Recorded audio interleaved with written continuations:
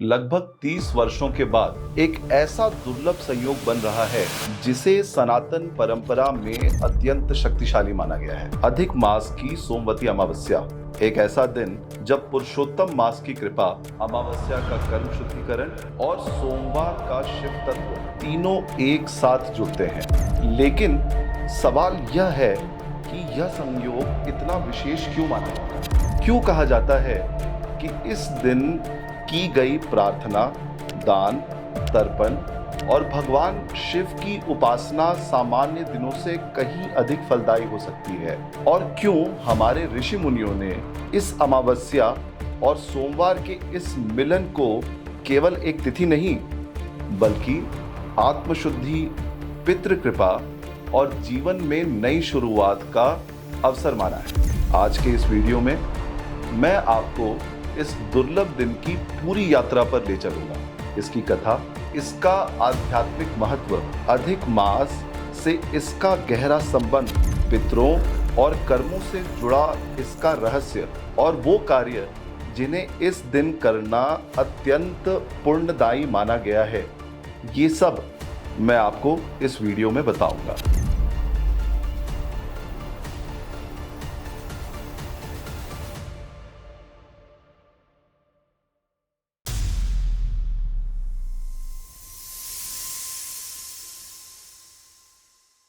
सोमवती अमावस्या अगर आप देखें तो नाम में ही इसका रहस्य छिपा हुआ है। सोम अर्थात सोमवार, जो स्वयं महादेव का दिन माना जाता है, स्वयं महादेव को समर्पित है। और अमावस्या अर्थात वो तिथि जब चंद्रमा पूरी तरह से अदृश्य हो जाता है। अमावस्या वैसे तो हर महीने आती है, लेकिन जब अमावस्या सोमवार के दिन पड़ती है तब उसे सोमवती अमावस्या कहा जाता है। यह संयोग हर साल नहीं बनता, इसलिए इसे अत्यंत शुभ और पुण्य देने वाली तिथि माना जाता है। और जब यही सोमवती अमावस्या अधिक मास में आती है तब यह संयोग और भी दुर्लभ और भी शक्तिशाली माना जाता है।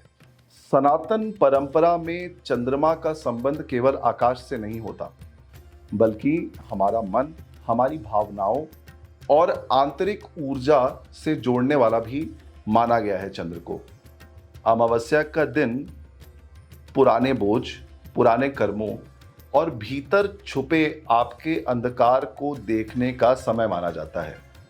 यह वो दिन है जिस दिन आप आत्मचिंतन करते हैं, जब आप अपने भीतर झांककर अपनी पुरानी गलतियों, पुराने संस्कारों और अधूरे संकल्पों को बहुत ही अच्छे तरीके से समझ सकते हैं। वहीं सोमवार, जो स्वयं महादेव का दिन है, और अगर मैं सही बोलूं तो महादेव को आदि और अंत दोनों कहा जाता है।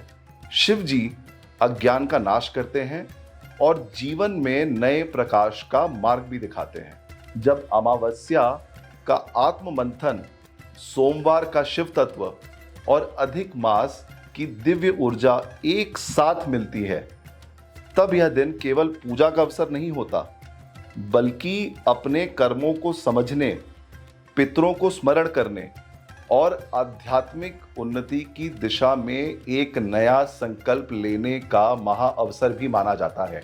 देखिए, सोमवती अमावस्या का महत्व केवल ज्योतिष दृष्टि से नहीं है, बल्कि हमारे शास्त्रों और लोक परंपराओं में भी अत्यंत विशेष महत्व इसका बताया गया है। महाभारत और श्रीमद् भगवद गीता में उल्लेख मिलता है कि भीष्म पितामह ने युधिष्ठिर को इस अमावस्या का महत्व बताते हुए ये कहा था कि इस दिन पवित्र नदी में स्नान करने से व्यक्ति को अपने पापों और दोषों से मुक्ति मिलती है, और ऐसा स्नान आपके शरीर, मन और आत्मा को भी शुद्ध करता है तथा आपके पितरों को भी शांति प्रदान करता है। लेकिन सोमवती अमावस्या से जुड़ी एक और अत्यंत प्रसिद्ध कथा है, जो इस तिथि के महत्व को और भी गहराई से समझाती है। तो ये कथा है सोना धोबिन की कथा। बहुत समय पहले एक निर्धन ब्राह्मण अपनी पुत्री के विवाह को लेकर के अत्यंत चिंतित था। उसकी पुत्री सुंदर, गुणवान और सुशिक्षित थी, लेकिन उसके भाग्य में विवाह का योग नहीं था। एक दिन एक महात्मा ने उस ब्राह्मण से कहा कि निकट के गांव में रहने वाली एक धोबिन है जिसका नाम सोना था।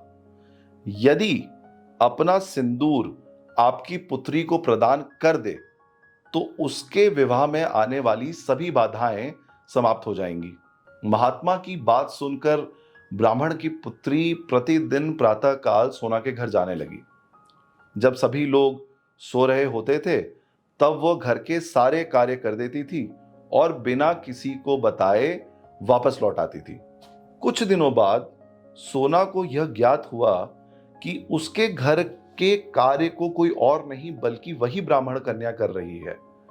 जब उसने उससे इसका कारण पूछा तो कन्या ने अपनी पूरी व्यथा उस धोबिन को बताई।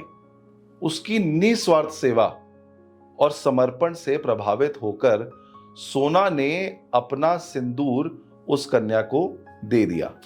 लेकिन जैसे ही उसने ऐसा किया उसके अपने पति के प्राण संकट में आ गए। यह घटना सोमवती अमावस्या के दिन हुई थी। सोना तुरंत उस पीपल वृक्ष के पास पहुंची जिसकी वह प्रतिदिन पूजा करती थी। उसके पास ना तो कोई पूजा की सामग्री थी और ना ही उसके पास कोई विशेष साधन था। कहा जाता है कि उसने केवल और केवल अपनी श्रद्धा, विश्वास और संकल्प के बल पर पीपल वृक्ष की 108 परिक्रमा की और अपने पति के जीवन की रक्षा के लिए प्रार्थना की। उसकी इस अटूट भक्ति और तप के प्रभाव से उसके पति को पुनः जीवन दान प्राप्त हुआ। इसी कथा के कारण सोमवती अमावस्या पर पीपल वृक्ष की पूजा, उसकी परिक्रमा, व्रत और अखंड सौभाग्य की कामना की परंपरा प्रचलित हुई है। लेकिन इस कथा का वास्तविक संदेश केवल पति की दीर्घायु तक सीमित नहीं है। यह कथा हमें सिखाती है कि निस्वार्थ सेवा, दृढ़ संकल्प, सच्ची श्रद्धा और ईश्वर पर अटूट विश्वास किसी भी कठिन परिस्थिति को बदलने की शक्ति रखते हैं। सोमवती अमावस्या केवल एक तिथि नहीं है बल्कि श्रद्धा, सेवा और विश्वास की शक्ति को समझने का एक बहुमूल्य अवसर है। जब अमावस्या का आत्मचिंतन, सोमवार का शिव तत्व और श्रद्धा का प्रकाश एक साथ मिलते हैं तब साधारण कर्म भी असाधारण फल देने लगते हैं। और यही कारण है कि हमारे ऋषि मुनियों ने सोमवती अमावस्या को अत्यंत पुण्यदायी और कल्याणकारी तिथि माना है। अब आपका प्रश्न होगा, अधिक मास क्या होता है? हम लोग समय को आमतौर से बस तारीख और कैलेंडर के हिसाब से देखते हैं, लेकिन हमारी परंपरा में समय को सूर्य और चंद्र की चाल से समझा गया है। इसी से हमारा पंचांग भी बना है। अब जरा ध्यान दीजिएगा, सूर्य के हिसाब से एक साल में लगभग 365 दिन होते हैं, लेकिन वही चंद्रमा के हिसाब से साल करीबन 354 दिनों का होता है। यानी हर साल लगभग 11 दिनों का अंतर रह जाता है और ये अंतर ऐसे ही जमा होते रहता है धीरे धीरे कई सालों तक। फिर करीब 30-32 महीनों के बाद यह अंतर पूरे एक महीने जितना हो जाता है। तब समय को फिर से संतुलित करने के लिए एक एक्स्ट्रा महीना उसमें जोड़ दिया जाता है और यही महीना जो है इसको हम अधिक मास कहते हैं। अच्छा, अब एक और सवाल है, अमावस्या की तिथि इतनी शक्तिशाली क्यों मानी जाती है? पितरों से इसका क्या संबंध है? अमावस्या का संबंध प्राचीन काल से ही पितरों से माना गया है। शास्त्रों में कहा गया है कि इस दिन की गई प्रार्थना, तर्पण और दान पितरों तक विशेष रूप से पहुंचते हैं। सोमवती अमावस्या पर किए गए पितृकर्म और भी अधिक फलदायी माने गए हैं।